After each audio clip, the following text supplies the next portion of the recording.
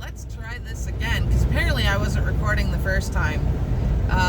So, I'm Ange from Ange RNY, coming to you with my week 71 post-op update.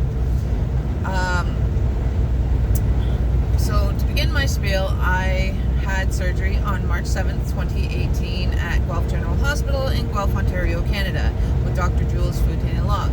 My highest weight was 343.6 pounds, my surgery weight was 316.4 pounds, and my current weight today is 211.4 pounds. I'm 40 years old and 5'7". So from my highest weight, that is a loss of 132.2 pounds. From my surgery weight, that's a loss of 105 pounds. And from my week 69 weight, that is a loss of 2.6 pounds. So I know it's week 71 and I'm going back to week 69. I actually did not get any weights. I did not get any measurements. I went through my month 16. I had actually planned, when was months? Today's the 17th, so 10 days, I think month 16 would have been last Monday or Sunday. I can't remember. 10 days ago anyways. John.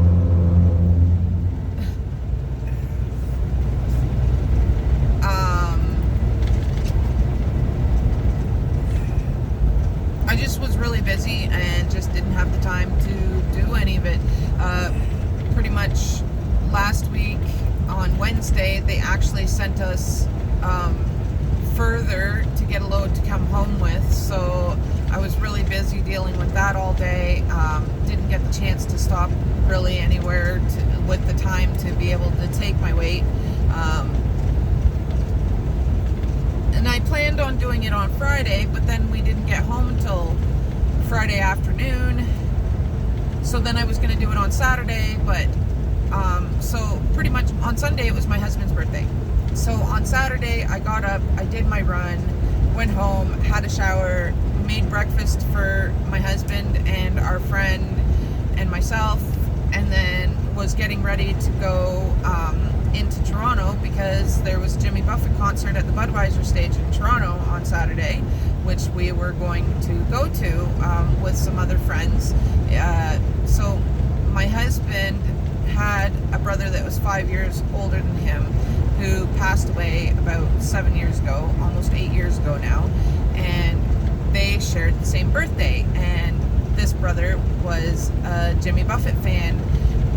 So pretty much whenever Jimmy Buffett comes into town, we go to commemorate my husband's oldest brother. So it was both for his oldest brother, and it was for him as well. A bit of a birthday party amongst really old friends and family. So yeah, it was a great night. We ended up eating things and drinking things that we normally wouldn't drink. I think at one point I got a pretty much full sugar wine that I didn't want but drank anyways because whatever. Not that I normally would have given the choice. I think we ended up having some ice cream that night too, and a bit of chocolate, and yeah, so just it's his birthday. It only comes once a year, so we had a bit of fun, and it was a really, really great night. We had a blast. So pretty much I just didn't have the time, so it just got too late, and I just was like, you know what, I'm just gonna do it on my normal Wednesday. So I'm sorry I don't have monthly stats or anything. I didn't do measurements. I didn't do anything. So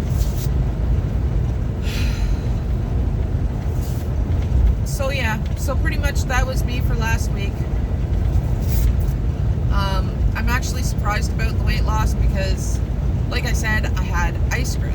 So I've been doing keto, and I think this Friday will be 11 or 12 weeks that I've been doing keto. But then Saturday, like I said, I had ice cream and I had chocolate and I had wine that was pretty much full sugar and stuff stuff I haven't had for a while. So I'm pretty sure I knocked myself out of ketosis, and so I'm gonna give intermittent fasting a go. I think I've been actually looking into it a lot lately. A lot of people in the keto community actually tie it into their keto lifestyles, so I figured I'd give it a go as well and see how it did. I actually downloaded an app onto my phone called Life, which is an intermittent fasting app. So I do pretty much try to fast every day, at least 12 to 16 hours. 16 is preferable because after 12 hours you go into automatic ketosis. There's actually a bunch of different stages as you hit certain hourly goals. Like at 18 hours you go into heavy ketosis, at 24 hours you go into autophagy, and then that's pretty much as far as I've gotten so far. So pretty much when we came back out Monday, we were waiting to get our load, and I had decided over the weekend that I was going to give a 3-day fast a go. It didn't work out for me, and I think that has to do with the stuff that I ingested over the weekend. I just was really in my head, really hangry, even though I wasn't hungry. Just really kind of moody, and just food on my brain. I just couldn't get food out of my brain, and it was worse than it's been in a very long time. I was craving. I was just and I'm pretty sure that can be attributed to having ingested sugar, because I really haven't ingested any sugar up until this Saturday at all in like 10-11 weeks. So 2.5 months, almost 3 months. So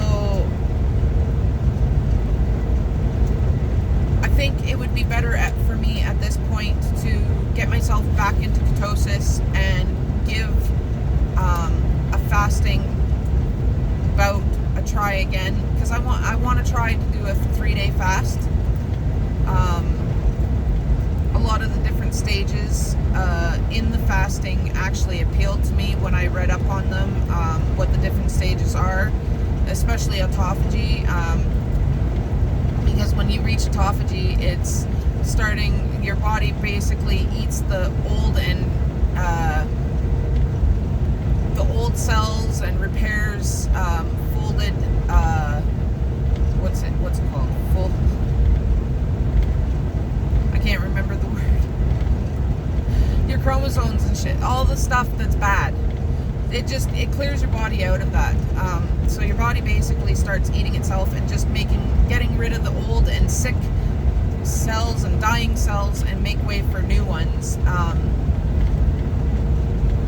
So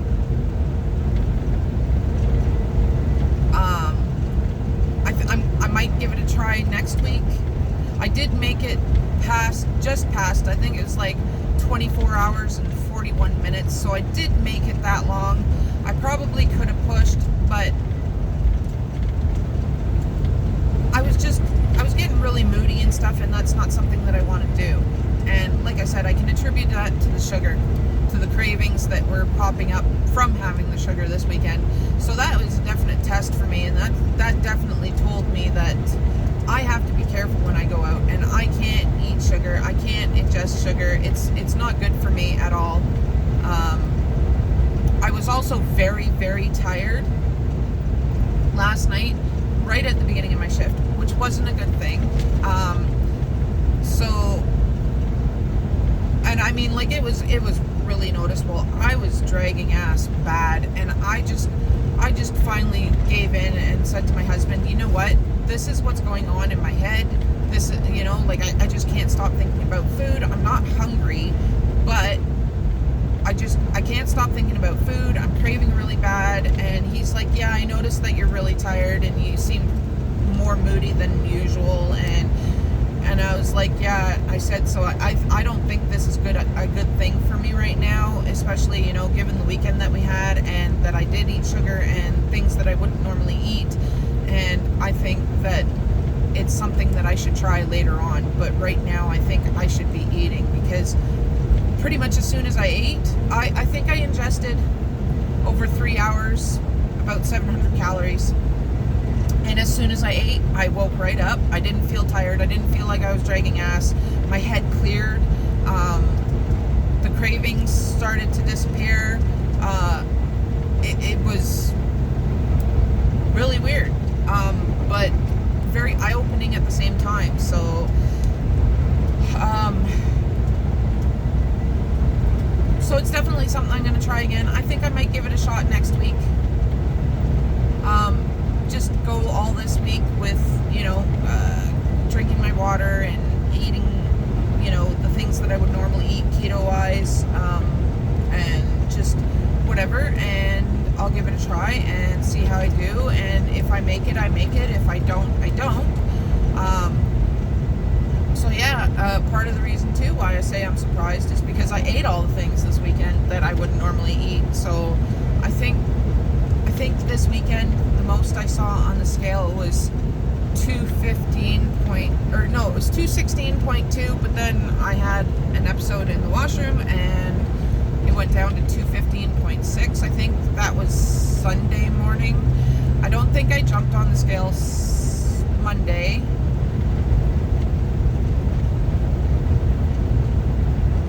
I can't remember. I don't think I did.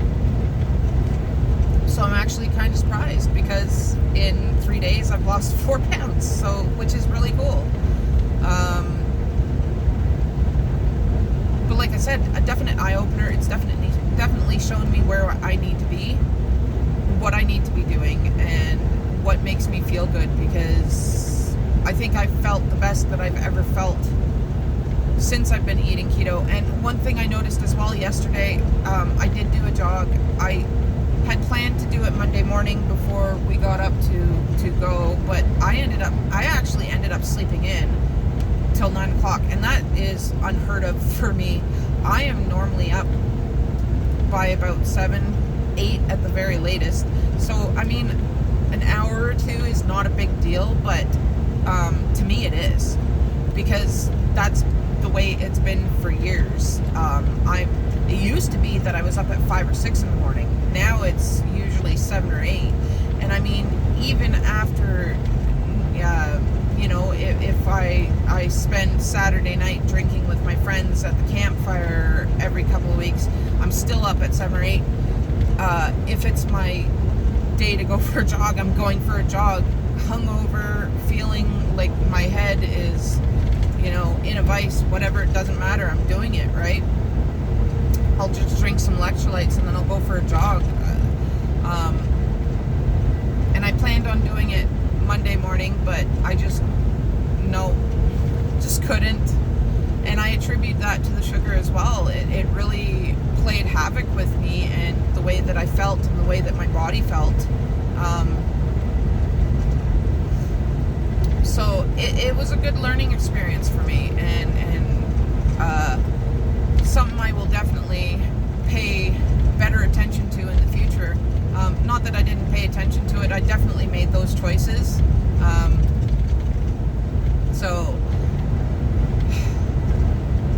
But yesterday when I went for my jog, I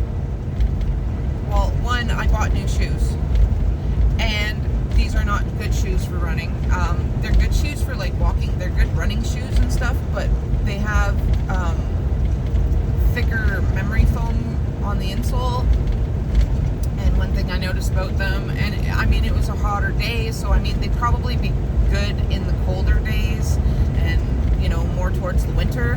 But my feet, at one point, especially when I was doing the 3-minute jog, felt like they were going to catch on fire. And that's not a good thing. And when you're trying to jog in 26-degree weather, that was like, what, 95-ish, 100, somewhere in around there.